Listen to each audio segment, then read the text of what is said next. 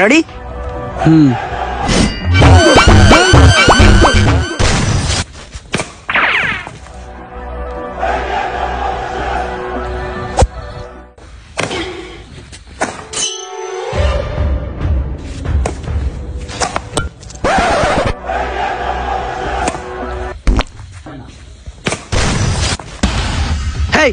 এই বাচ্চা, এই তুমি এদিকে আসো, এদিকে আসো।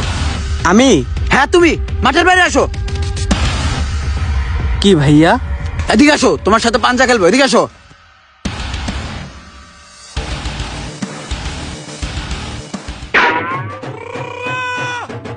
এই বাচ্চা, তোমার শরীরে না এক পা গোস্ত, মনে হচ্ছে তুমি কোষ্ঠকাঠিন্য রোগে ভুগতাছো।